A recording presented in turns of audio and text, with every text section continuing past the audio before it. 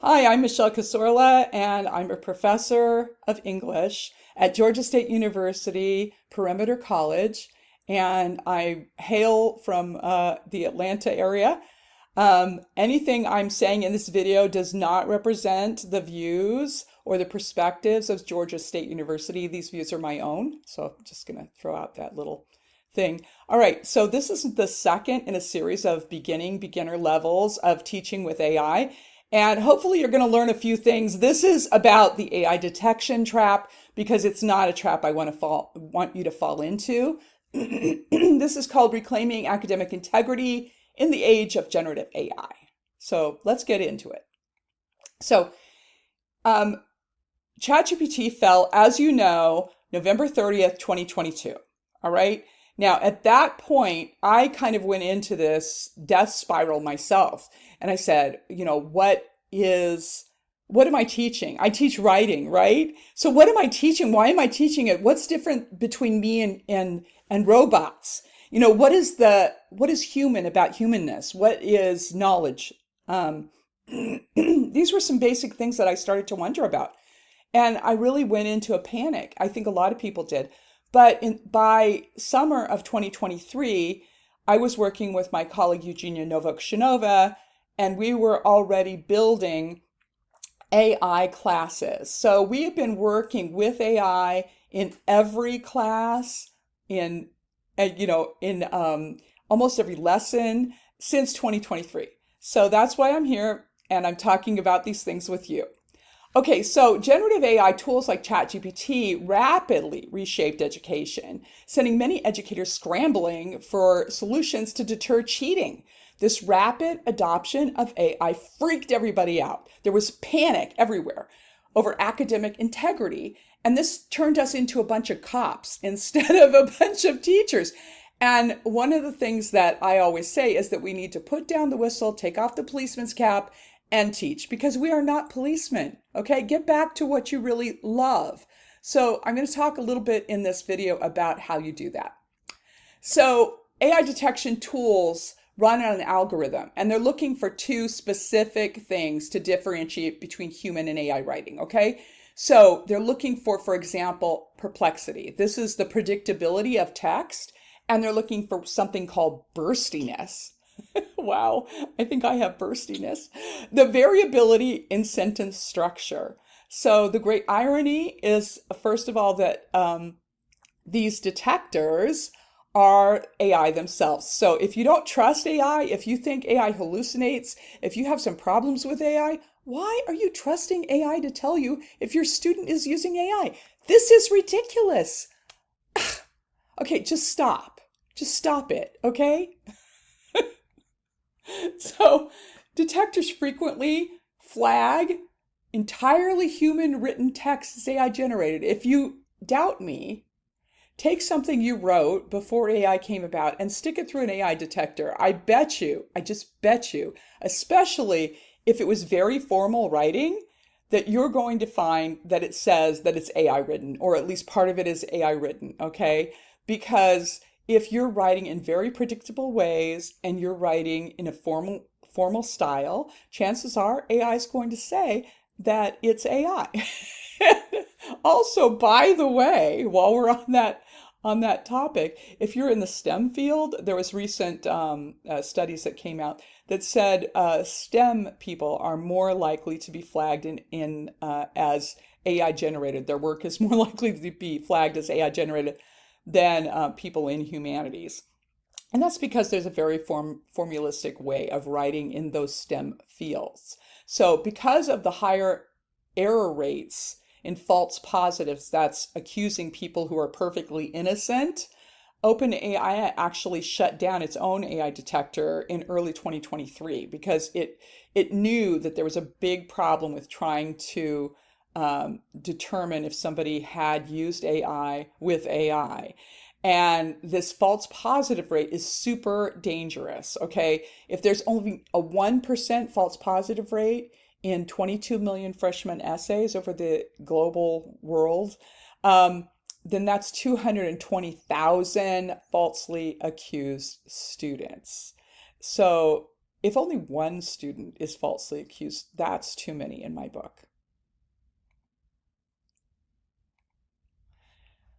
So AI detectors are presenting a really big ethical minefield and also legal minefield, by the way, while we're at it, because they exhibit significant algorithmic bias. So there's a lot of studies that have demonstrated that they disproportionately penalize ESL students, neurodiverse students, and a lot of marginalized groups like students who aren't comfortable with writing, who they weren't good at writing. Maybe they write in very simplistic sentence structures because they're uncomfortable with the educational process. So first generation college students, we're talking about students who were, from military families and went, bobbing around every 3 months to a different place.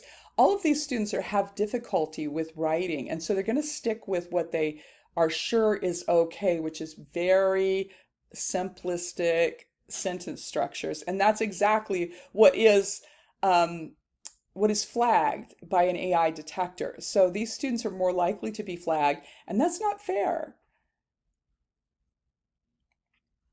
So we also have a big problem with false positive rates. Okay, so what that means is people who did use AI that the AI detector is not seeing. And that's because they're using what are called humanizers, but they don't even really have to use those. In fact, a lot of studies are showing that if you just go in and change a couple of things around a little bit, you just rewrite a couple of sentences or whatever, then AI is going to say, oh, this is perfectly fine. If you paraphrase things, oh yeah, it's fine. So the savvy students who are using AI to cheat, they're not getting caught. But the students who are innocent and are not using AI, they are being caught. So we have to add the false positive rate to that false negative rate to show that these detectors are incredible failures. So false accusations are causing really severe psychological and material consequences to our students. Whenever you use an AI detector, even if you're not using it to absolutely, nail your students or whatever, if you're just using it, it's causing incredible stress for your students, and it's causing a really big problem with trust in the classroom. I'm a writing teacher, and I know that my students, if they don't trust me, they're not gonna be able to write for me well. So if I put an AI detector in my class, those students are going to have a really, really difficult time because they're not trusting that AI detector as they should. They shouldn't trust it, and so it's causing those students incredible stress because they have very severe academic problems, delayed graduations, canceled scholarships, all of this because somebody might have accused them falsely of using AI. So I've had honors students dumbing down their work. Some students are recording their screens for hours as they do homework just to prove that they've been doing their actual work and that they haven't been using AI. And they're even using keystroke tracking word processors to prove their innocence. And they're doing this without someone looking over their shoulder. So how are you going to be actually doing your studies if you feel like you're in this surveillance place? If somebody was looking over your shoulder at everything you're doing and had you under surveillance for everything that you're writing, do you think you're going to be doing your best work? Nah, you're not going to be doing your best work. And it's really unfair to our students. So relying heavily on surveillance technology damages the fundamental relationship between educators and students. It creates an atmosphere of distrust and a presumption of guilt that can deeply discourage academic engagement and undermine perception of fairness because those students are being accused basically by a robot. So this has led to an institutional rebellion. So due to massive reliability and ethical concerns, major universities worldwide have been pushing back against AI detectors like Curtin University, Vanderbilt University, University of California, Berkeley. They've all explicitly disabled things like Turnitin's AI detection feature, and they've strongly advised against its use. And there's a whole bunch. I've got a list of hundreds of universities globally who have done this because it's really dangerous to be using these AI detectors. And if you're not using an AI detector that's like within your LMS system, like you're going outside to, I don't know, Chat GPT Zero or something like that, you're doing something even worse, which is not only are you using a really fallible tool to try to tell if your students are cheating, but you're also sharing their private intellectual work with an AI provider, that they're going to be adding this intellectual work into their data set. And that's not right for your students. You're doing something incredibly unethical. So please, please don't do that. So how do we deal with this if we're not using an AI detector? So now I'm changing the color of my slides because, we're in the light. That was the dark. Okay, so there's a paradigm shift. You have to stop policing and start using pedagogy instead. So what you're going to be doing instead of policing your students is you're paying attention to teaching and pedagogy. You're looking to foster learning, to scaffold processes, to build relationships with your students. And this is going to help you more than a faulty AI detector. So there's a new framework that most people are talking about in this space, which is there's strong policies, there's AI literacy, so that your students know the difference between using AI as a co-thinker and using AI to substitute for them. And we're also getting into rethinking our assessment. So what are we assessing? And the ways that we've assessed things in the past have been ineffective in the world of AI. So the first thing is we have to have policy and transparency. You have to be defining acceptable AI use on your syllabus. You have to tell the students, this is what I accept. And don't say no AI, because if you say no AI, like, what do you mean? There's AI in everything. There's AI in Grammarly, there's AI in Microsoft Word, in Google, there's AI in everything now. So you have to be very explicit about exactly what you mean by no AI. And if you don't know anything about AI, it's even worse to say no AI because you don't even know what to exclude. You better get on board and learn a little bit about it because otherwise you don't know how to express this. You also need to implement process statements, talk about the things that you want your students to be doing in order to succeed in your class, the process that they should be going through. You should also be elevating AI literacy. So you're going to be working on teaching with AI instead of teaching against AI, which, by the way, doesn't work. I've tried. I tried really hard, and you can't really teach against AI. The best way to do it is to just embrace this tool and start to move forward. So if you have just wanted to ignore AI and say, no, I'm not doing any AI, take a moment, mourn for all of those times before the age of AI that you did great teaching and great learning, and then put them behind you and move forward because you're going to have to embrace a new way of teaching to your students in this new age. They are always going to have AI from this point on, and they need to learn how to use it. So you want to position AI as an augmentation tool, but not a replacement for them. And you need to talk about what the difference is between those two, because a lot of students don't understand.